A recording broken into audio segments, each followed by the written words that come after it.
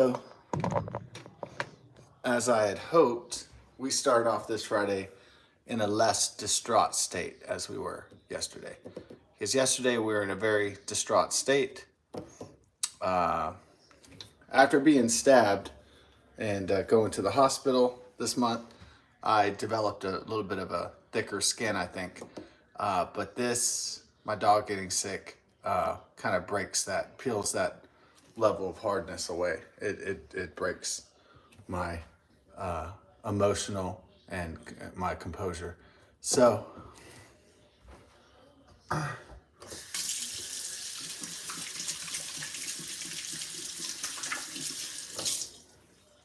anyways, today is a lot better day because I don't have to worry about tornadoes in Houston and a major thunderstorm knocking out the power, tornadoes ripping up shit while my dog is sick, and my dog dying and all that. Now I'm kind of, I got some sleep last night. I'm in a calmer place. I just told myself, I just mentally psyched myself out. I said, it's going to be okay. Your dog's going to be fine. She's going to get to the vet, you know, and if she doesn't get better, and if she gets better, great. But, you know, going to take her to the vet today. So now I feel a lot better about everything. And I cleaned up with some disinfectant wipes and some Swiffer. And now I ran out of paper towels, cleaning up the diarrhea and the shit. And so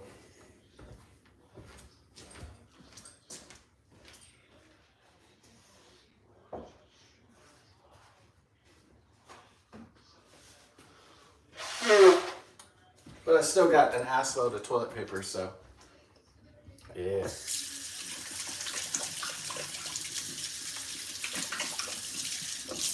The sun is back out. I didn't get to do the 5 hard series yesterday for obvious reasons. Tornado and dog was sick. And so I was like I was stressed out, let's say, and very stressed out and very distraught. But now I'm in a more better physical and mental state now, emotional state right now. So that's good. So we're going to return back to the 5 hard series. The best thing, I wanted to do it Monday through Friday, but events kind of, put my plans. They always say that life is what happens to you when you're busy making other plans. And this was definitely the case of that. Thank you, John Lennon.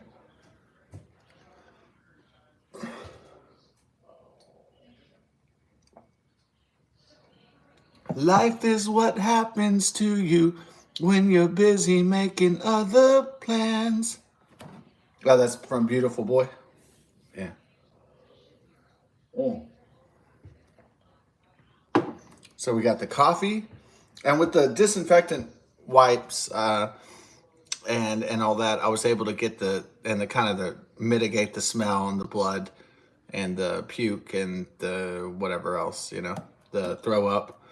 And so now it smells a lot better in here, disinfected. So, yeah.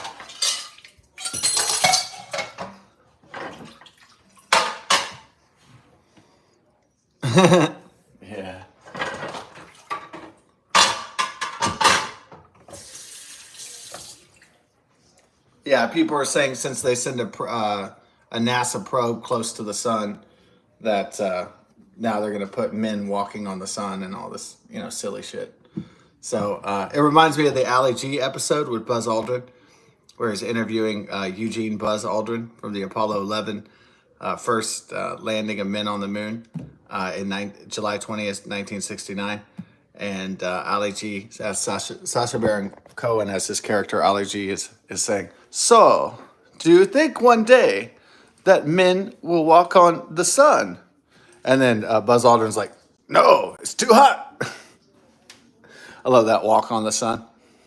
Actually, I thought there would be more Smash Mouth comments for a solar probe. I thought there would be, you might be walking on the sun. There might have been. I didn't scroll through all the comments, so I was kind of looking out for a late 1990s Smash Mouth shout out. There was probably somebody in my age group that thought of that. So maybe some George Harrisons. I don't know. Anything with sun related, huh? Children of the Sun, Billy Thorpe. Could have been anything, really. I mean, there's a lot of stuff around the sun, like the Earth and Venus and Mars and Mercury. There's a lot of stuff about and around the sun and having to do with the sun. So, anyways, we'll get out of the astronomy news or the space science news and go back to the topic at hand. Oh yeah.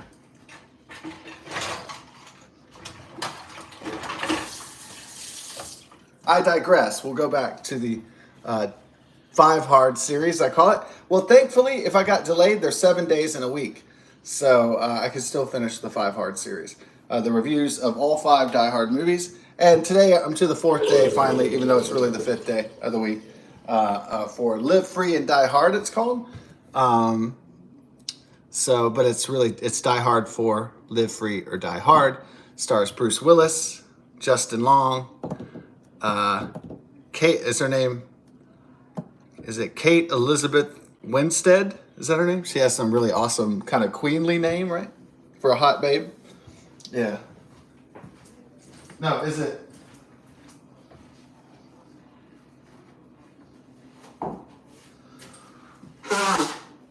Is it Mary Elizabeth Winstead? I'm confused. I'm confusing all the queen names because she has so many queen names on her.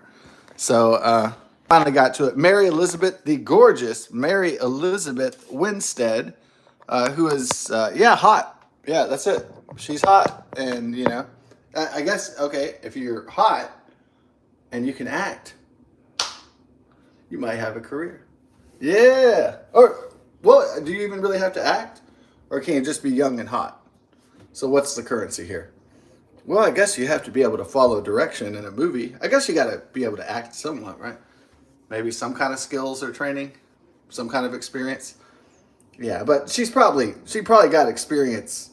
Mary Elizabeth Winstead seems like the type of girl that I don't think she quit her job at Taco Bell and drove out to Hollywood. She looks like a girl like her parents were like, hey, this girl is pretty, this girl's pretty. And she started probably doing ads or modeling or something. And she probably eased her way into the business, right? So that's what I mean. I don't know her specific biography. That's what I'm just guessing. Maybe not exactly a Natalie Portman trajectory where she was hot, right at 10 and or she's been modeling since she was 3 years old. But I'm getting that kind of vibe from Mary Elizabeth Winstead. I'll be really surprised if she was busting tables at the Red Lobster or something. Okay, so maybe, but.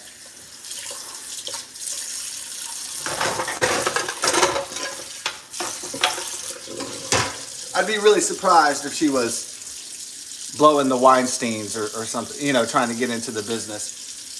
She was on the casting couch or, I'd be really surprised if she had if it wasn't a modeling commercial type TV show and then she graduated to the movies. So I'm feeling the gradual progression, but it could have been a fluke luck break. I haven't read her biography, so.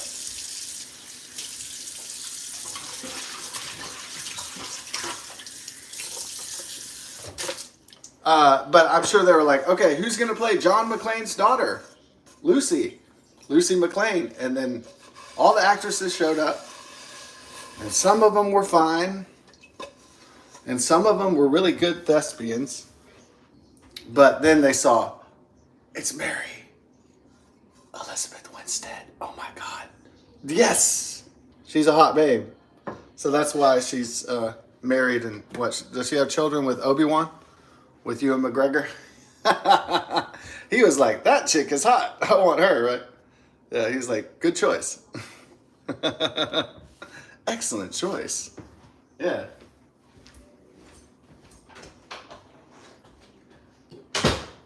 I think for a Disney Plus Star Wars show, they made a joke. One of the guys reviewing a Disney Plus, was it Ashoka or something that Mary Elizabeth Winstead was in, and then one of the male reviewers was like, Well, Mary Elizabeth Winstead is in this new Star Wars project, probably because she's blowing Obi-Wan or something. She's blowing Obi-Wan. Oh, man. Bravo, bravo. So Die Hard 4, Live Free or Die Hard is Die Hard. We call it 5 Hard. I know it sounds like a Viagra commercial, but yeah, it's a joke on Die Hard. 5 Hard, 5 movies in the franchise. So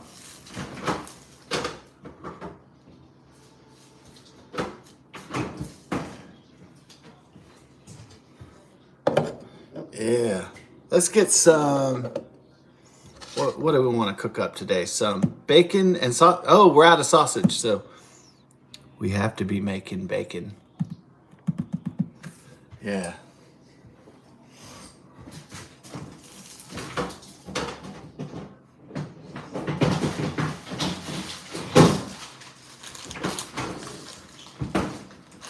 We're out of sausage. We're out of sausage, except for right here. No. We're out of sausage. We're out of sausage. Oh no. That's not going to be on the new album for 2025. We're out of sausage. We're out of sausage. Oh no. And then that'd be the other part of it. We're out of sausage. Oh no. I'm only singing that because I think the neighbors are still out of town, so I don't want them to have their ear against the wall. I think he's singing about having sausage. No one gives a shit, but okay. Great.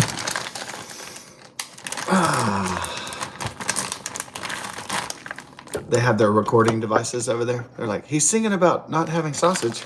Not having sausage. Not running out of sausage. Oh no. That's like spontaneous songwriting right there. Yeah. The spontaneous creative songwriting.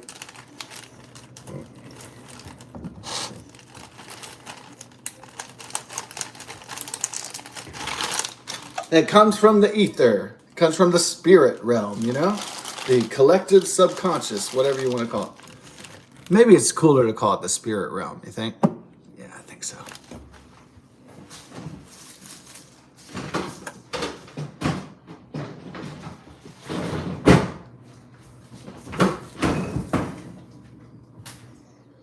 The collective subconscious unconscious is a little bit, you know what I mean.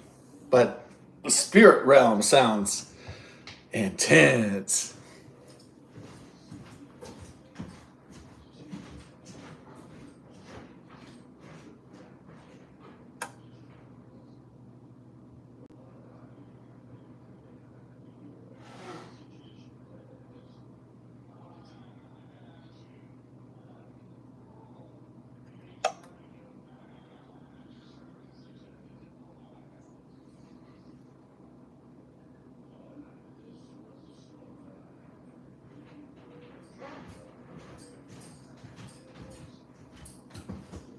Oh, if you want to really sound fancy, you would say it comes from the zeitgeist or the ether.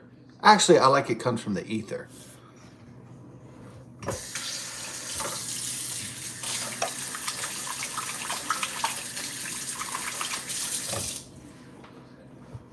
Yeah, so we're going to making that bacon because that's what I'm taking. I'm not forsaken.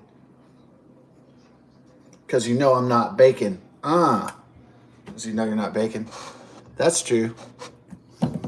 All right, so we're going to toast it up today. That's what we decided, toast. We decided that toast. Want to sop up the eggs, we got the toast. Then we're going to put some jelly on toast. Butter and jelly, oh so good, toast. Okay.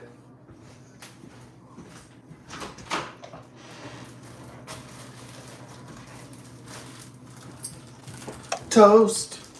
Put some jelly on it, yeah. Toast. Put some butter and jelly on it, toast. Sop up the egg yolk. We're gonna toast today. We're gonna have 2 pieces of bread. Because we've been cutting our carbs. And we about to starve. Ooh. That's for real. Okay.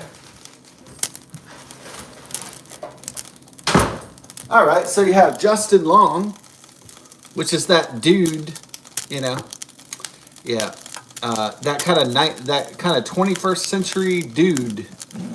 Yeah, Justin Long plays a computer wizard, a hacker. Maybe he's a white hat hacker.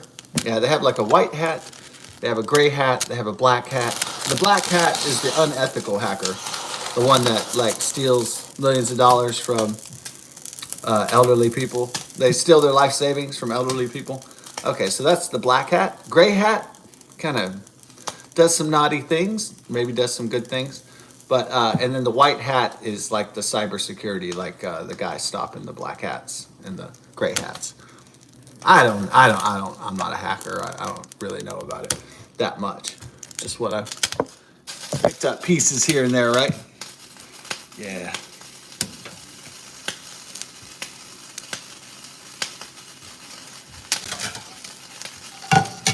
Stitch together some concepts.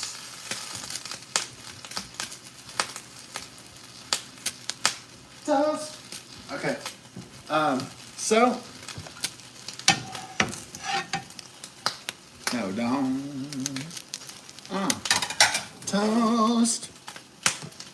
All right, so Justin Long is a hacker, and I guess he's kind of like Neo from the Matrix. He's doing illegal things, but he's not really a bad guy.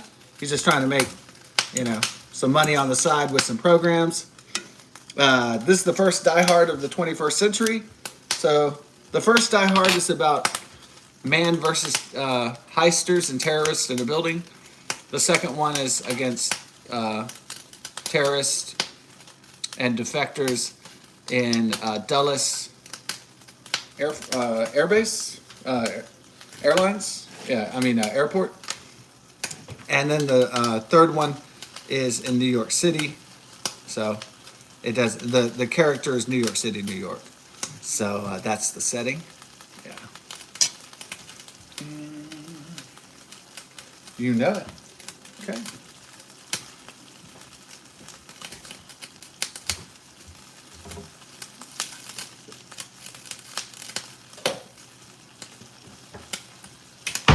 And there were copycat,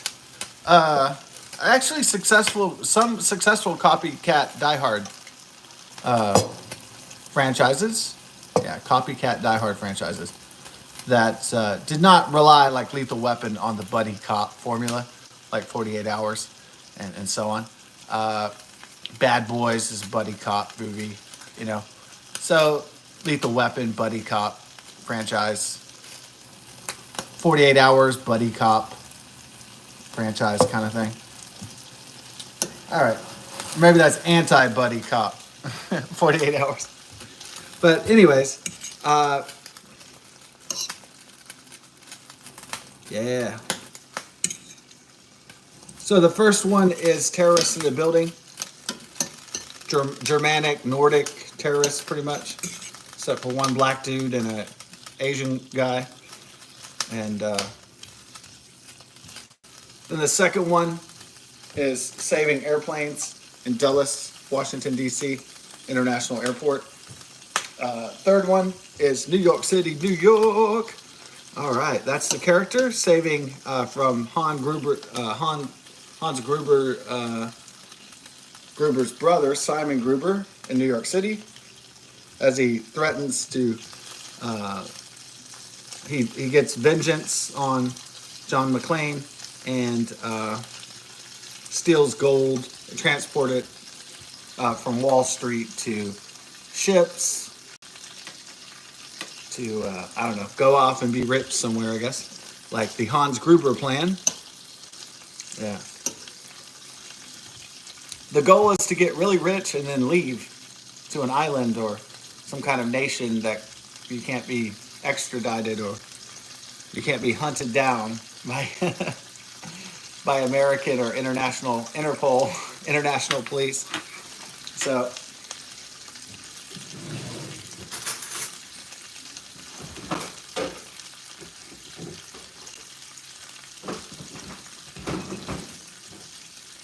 now, could somebody do that in real life, like Diddy, Sean Puffy Combs?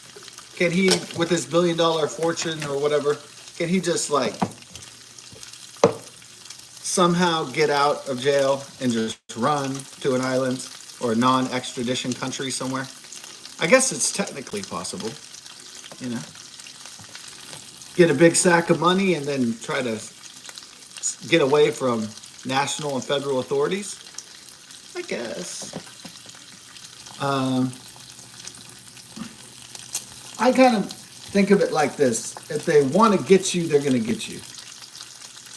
I mean, unless you go to an adversary country like Iran, you defect to Russia, the Russian Federation, Chinese Communist Party, North Korea, or Iran. Yeah, yeah, I mean, I guess there's plenty of non extradition countries.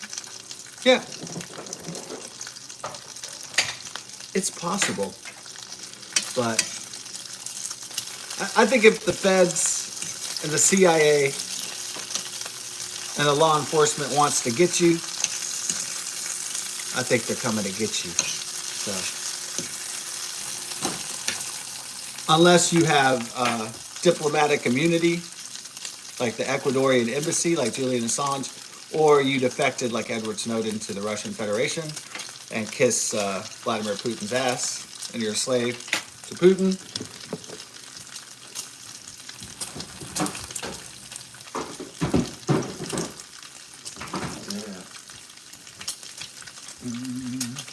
Yeah, there's a lot of talk about maybe Donald Trump pardoning Edward Snowden or pardoning or Australia pardoning Julian Assange.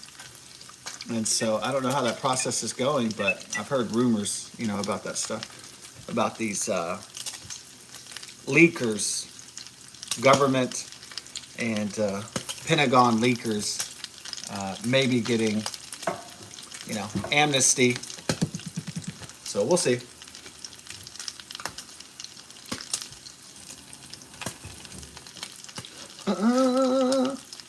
Yeah.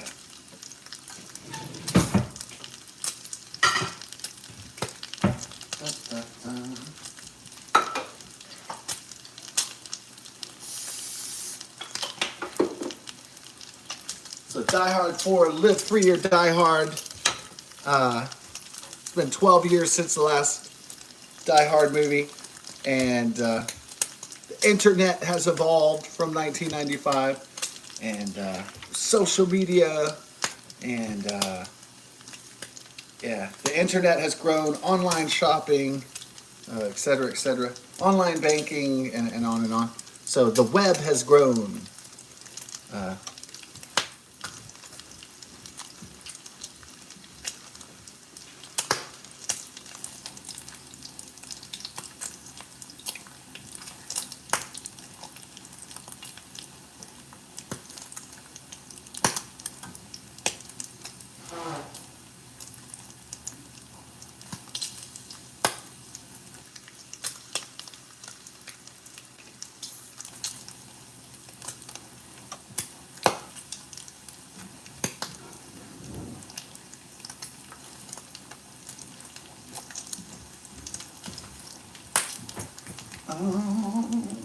yeah. Did I turn it up too hot? Or what? For my bacon? Yeah. So it's kind of getting deep into the 21st century by 2007.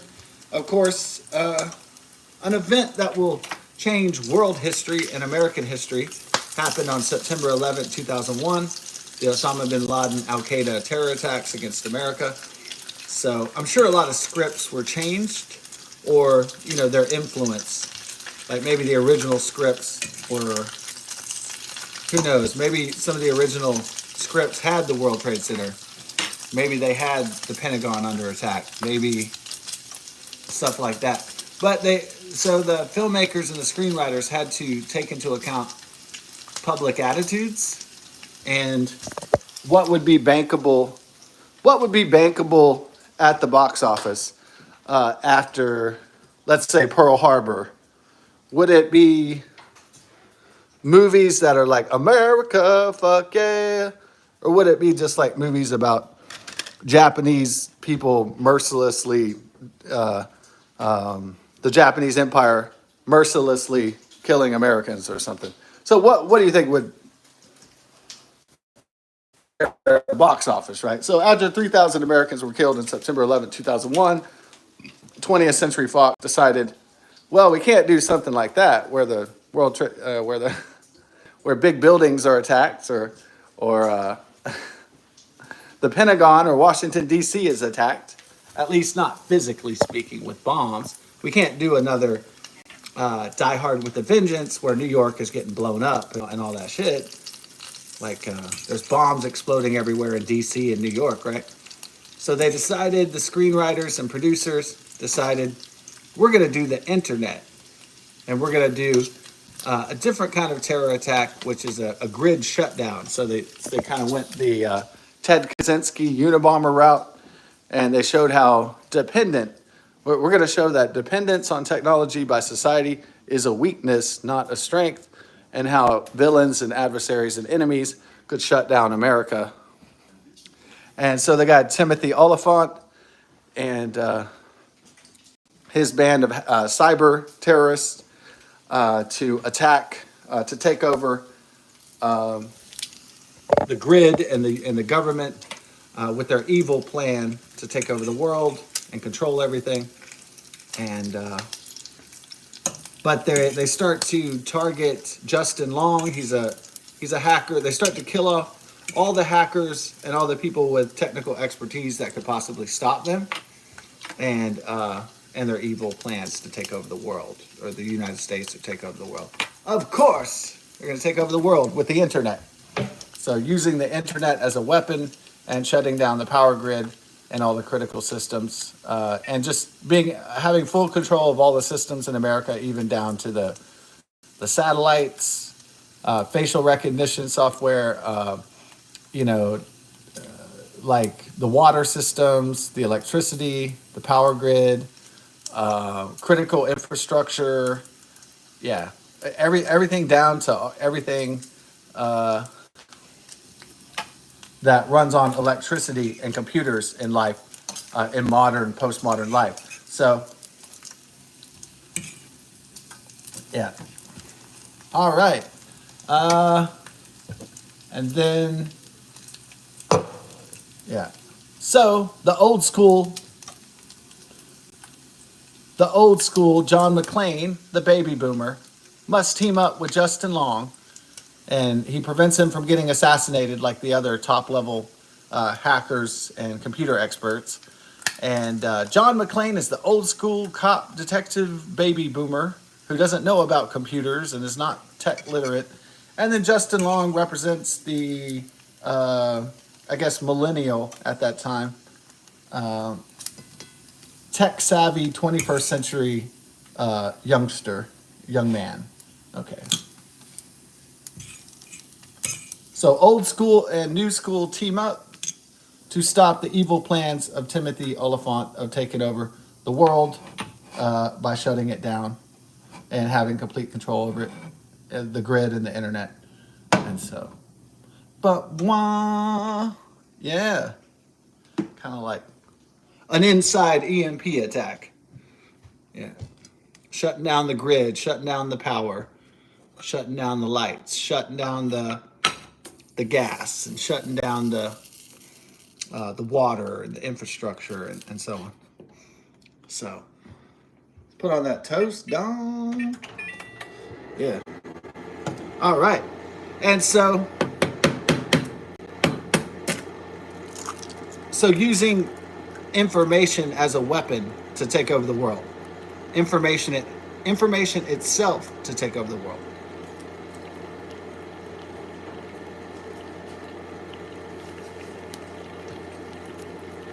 So yeah. So John McClane and Justin Long must team up to stop the bad guys, and also to save Lucy McClane. This is the first Die Hard that shows one of their kids grown up. Mary Elizabeth Winstead. Ooh, wow, she's a sight for eyes. Maybe not a sight for sore eyes. She's just a sight for men's eyes, right? Oh yeah. Wow. Ba-dum. She was really hot back in 2007, before the Obi Dong. The Obi Dong. The Obi Dong. Weenobi. Pinobi. There you go, Pinobi. You came up with it. Obi Dong Pinobi. Sounds like a porn star.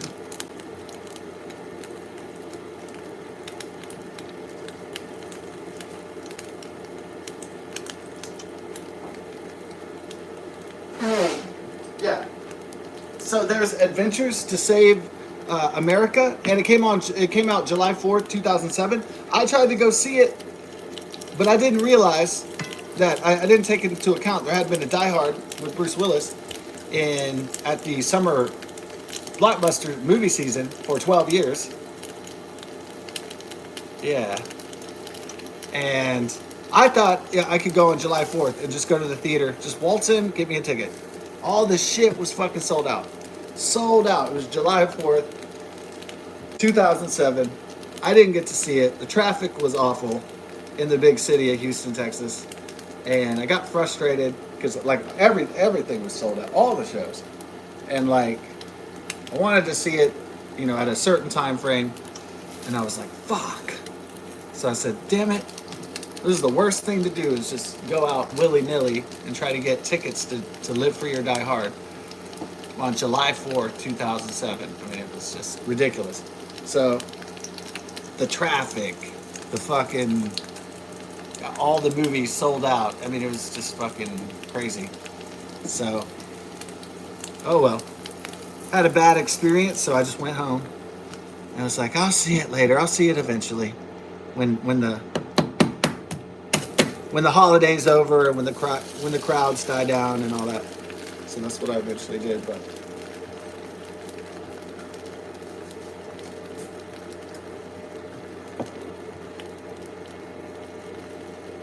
so it was not a good day to travel in Houston, Texas, or to try to go see a movie. Yeah, bad idea.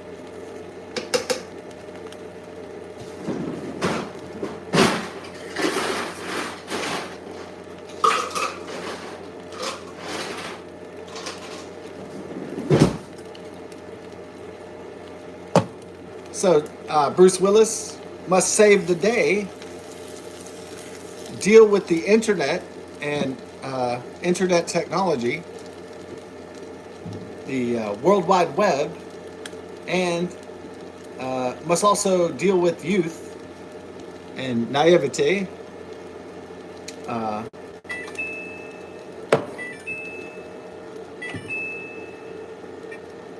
And John McClane must save his daughter, Lucy McClane, from Timothy Oliphant. And save the day. Yeah. Okay.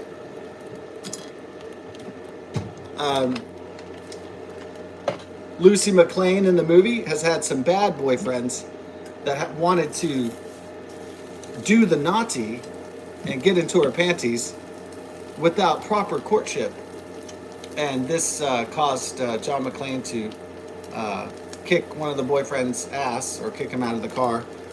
And so even though his daughter is like 25 or something by this point, he's trying to police her sexual activity or something, like she's 14. But anyways, that's neither here nor there. Just say he's trying to police his daughter's 27-year-old sexual activity.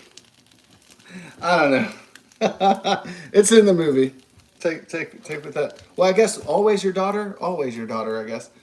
So Justin Long is not good with the ladies, but he's really good with computers, and so it's hinted that maybe he'll get a chance at the awesome chick. So he'll get to maybe get some of that Winstead. In the fictional movie universe. That is.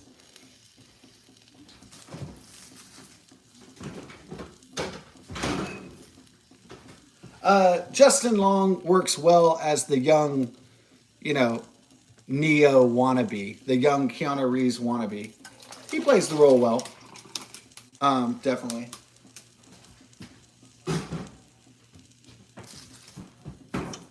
The young hero, unsure of himself and going through trials and to try to get treasure and women. It works pretty good. Yeah. And then John McClane kind of becomes a father figure to Justin Long's character as well, since he thinks he approves of courtship with his daughter. So he not only saves the day, he might have good financial opportunities, but he might have good opportunities, poon opportunities. So I call them opportunities. So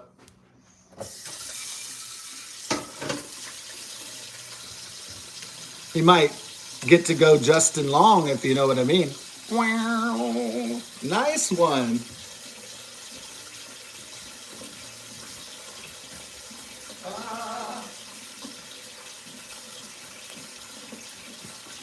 Might to bust out the Justin Dong. Oh, Justin Dong. What the hell? All right. Got the Justin Bong and the Justin Long and the Justin Schlong. All right. Dun. But I got a concept for a real movie right here. The Tower of Toilet Paper. Dun. Okay. Normally I wouldn't have toilet paper at the kitchen table, but it's kind of a strange day here.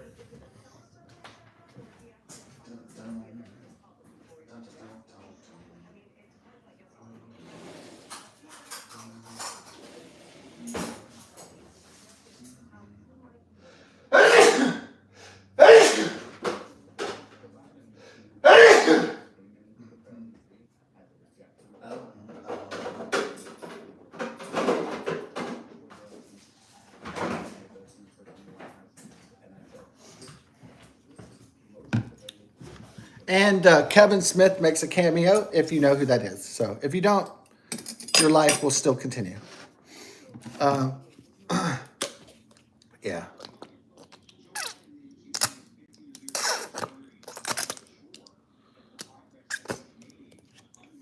Kevin Smith's hacker identity is not as funny as Thor's with the online gaming Noob Master 69. He's just called Warlock, which is just whatever. That's his internet identity, Warlock. Not very creative, just.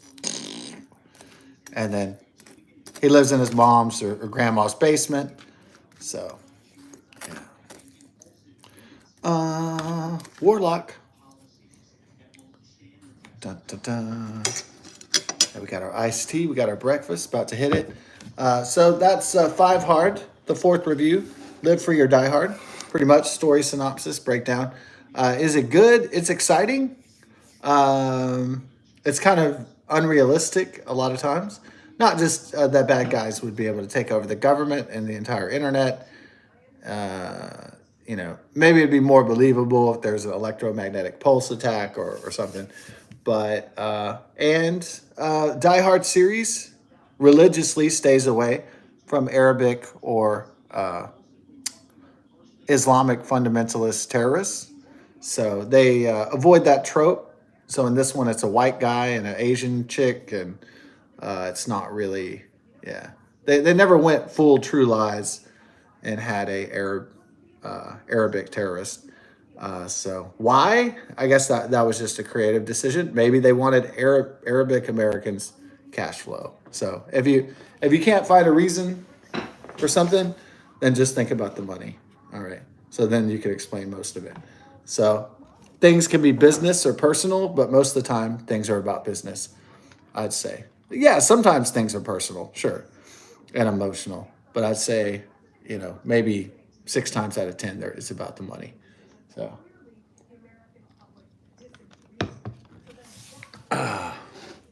here we go. I might get like a little plate for my jelly toast.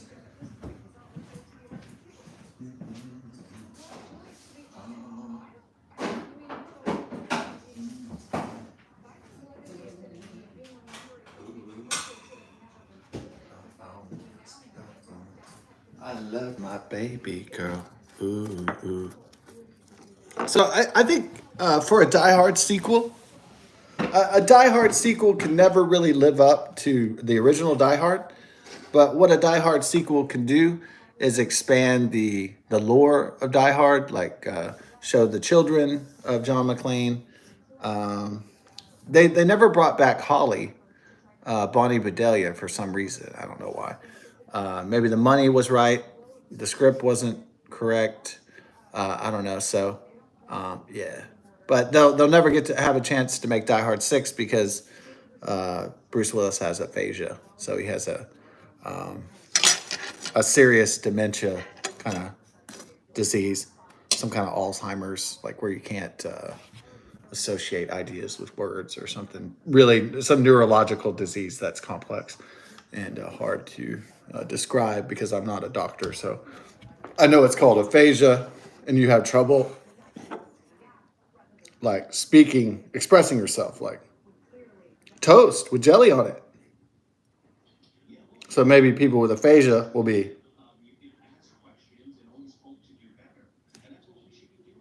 I don't know what this is. So people without aphasia can go, oh, bacon. And then people with aphasia, maybe they go, sausage or something. You know, it's a brain problem. So some kind of communication problem in the brain. That's you can't connect language with ideas and objects and concepts, and so that's hard. And speaking is hard as well, and all that. So it's unfortunate. You know, he got an uncurable disease. So my dreams of a Die Hard 6 are gonna die slow, I guess. God bless Bruce Willis and his family, and yeah, hope he can find a cure and get better, if that's possible. I don't expect him to be running around in a Hollywood movie though, but if he ever does get better, but I hope he has a long and blessed, final act of his life to Bruce Willis and his family and all that. So, yeah, live for your Die Hard. The only thing a Die Hard movie cannot top Die Hard itself, probably. So what it does is like a Ghostbusters movie cannot top Ghostbusters. It's just impossible, pretty much.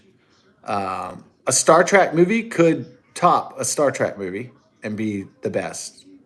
That's possible. A Star Wars movie maybe could beat an old Star Wars movie, maybe in the future, But the idea that you could make a Die Hard movie better than Die Hard 1988, now that's something really hard to accomplish.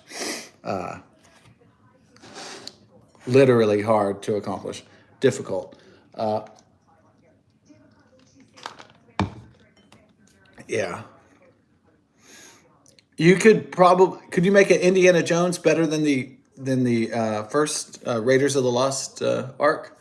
Um, it's very difficult to make an Indiana Jones better than the original trilogy from the 80s, 1981 to 1989. So even still, Spielberg and George Lucas themselves have struggled to do that. So it's kind of like Fleetwood Mac. It's hard for Fleetwood Mac to make an album better than Rumors.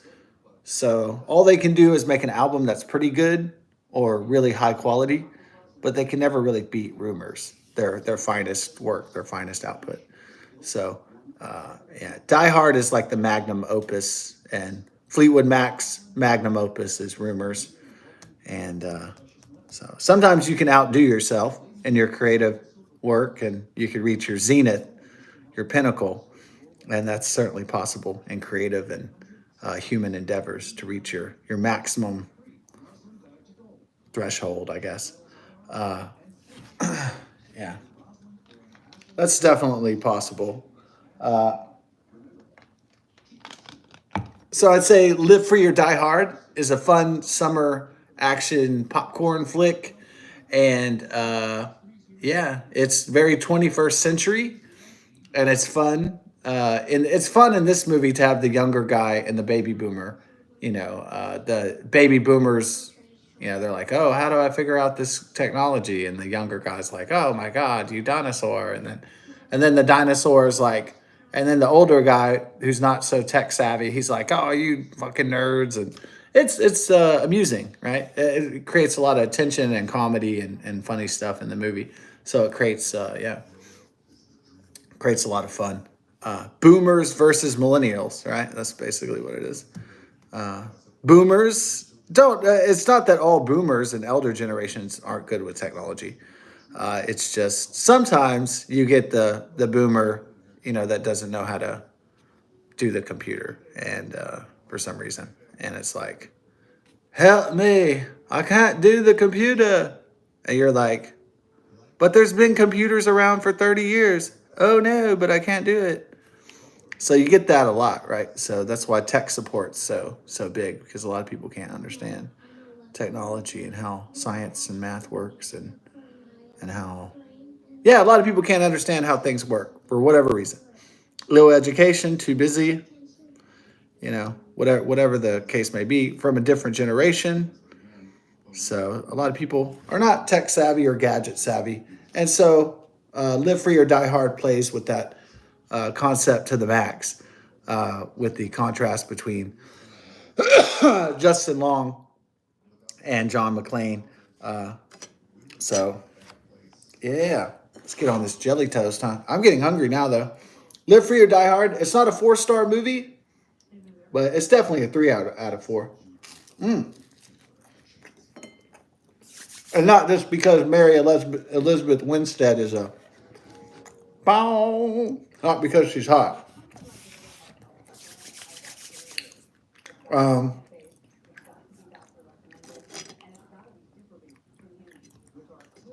yeah, John McClane fights an F-16, but I don't care. I don't care. I mean, most action movies aren't realistic anyways, and physics. Yeah, I know he's throwing cars at people and all kinds of shit. It's just entertaining popcorn flick. I know a man really can't fight an F-16 by himself, but that's not why you go to the movies. You don't go to the movies to watch a Russian fighter F-16 or something blow apart a Ukrainian guy, and have the reality that an F-16 cannot. A man alone by himself with a pistol cannot fight an F-16. People don't want that reality. They want to believe that a man with a gun could fight a advanced fighter jet and be successful. People want to escape in the movies. They don't want a reality where a Ukrainian F-16 kills some Russian soldiers in real life. They don't want a bloody reality like that, a harsh reality. You know, they want to see where the hero defeats by himself the squadron of F-16s with his 9mm pistol, and jumping off the freeway like John McClane and throwing the car at it or whatever. Yeah, people want that escapism in the cinema, in the action adventure movies. Don't want that reality or science, all that crap. Who wants that?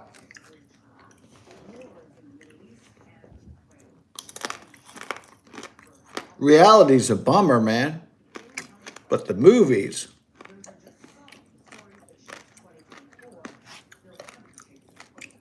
in creativity, there's no rules.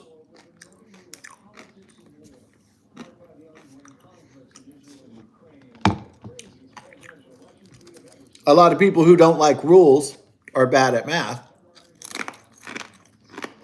Because what is math? A whole lot of rules. And you can't break the rules if you're doing math or science,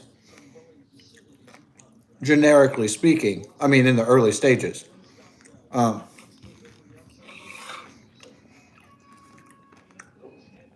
Yeah. So mathematics and science and law are a system of rules. And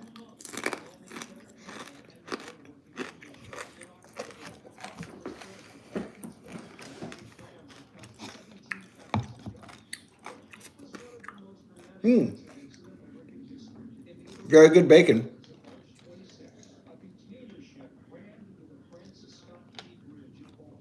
Let's finish up this bacon and then, oh,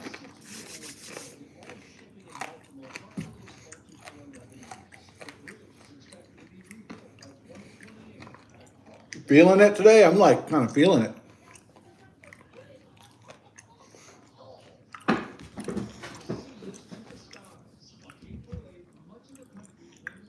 Yeah, so the final of the 5 Hard review will be A Good Day to Die Hard, which came out February 14th, 2013, before Bruce Willis started to get his aphasia and started to make bad decisions, and because his brain was breaking down, unfortunately.